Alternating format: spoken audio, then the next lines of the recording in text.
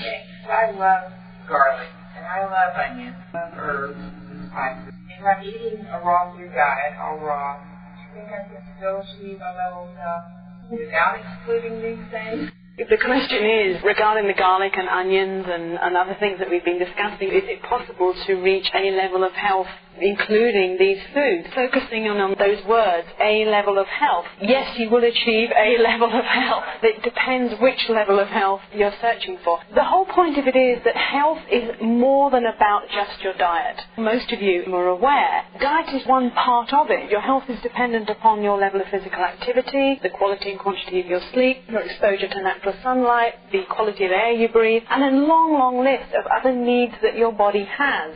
We need to be looking at the whole picture when we attempt to get some sense of what is being created by any given individual. If somebody is incorporating within their diet a moderate amount of garlic and onions, but their diet is otherwise raw and vegan, and aside from that, they are actively exercising on a daily basis, they have managed to master their emotional poise, they're getting sunlight, fresh air, and meeting their body's needs in every other way. Obviously, the fact they're including garlic and onions is not going to allow them to reach the potential that they could be if they didn't, but it's hardly likely to be the biggest issue that's going to prevent them from experiencing full health. Another individual might be eating the ultimately perfect diet, but they don't exercise, they're stressed out of their brains, they're underslept, and so on and so forth. We must look at the whole picture. But to give you a concise answer, which I'm waffling my way around to, I would say that in any time and in any way that you compromise to any degree any one of the needs of your body, then you are compromising the level of health you could experience if you didn't do that.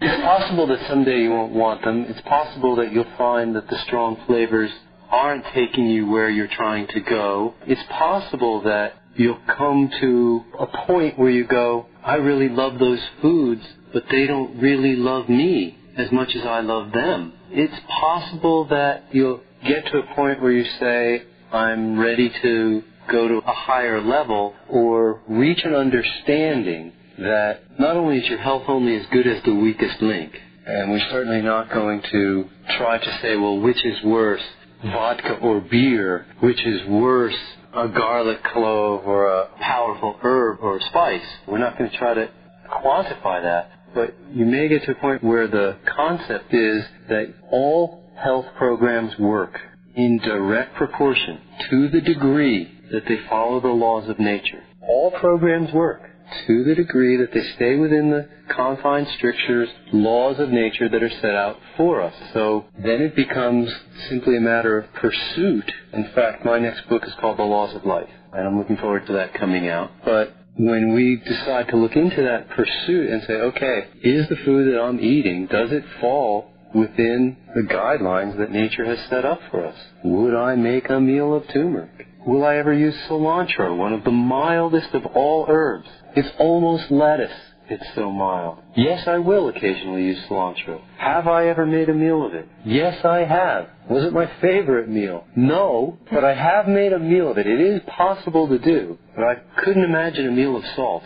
I couldn't imagine a meal of garlic, or certainly not any spice. These are not consumed in meal quantities. The beauty of it is that each of us is on a road, and if the target is clear so you can head towards the target, then all you have to do is say, increase the percentage of whole, fresh, ripe, organic fruits and vegetables in my diet. By doing so, you decrease the percentage of everything else.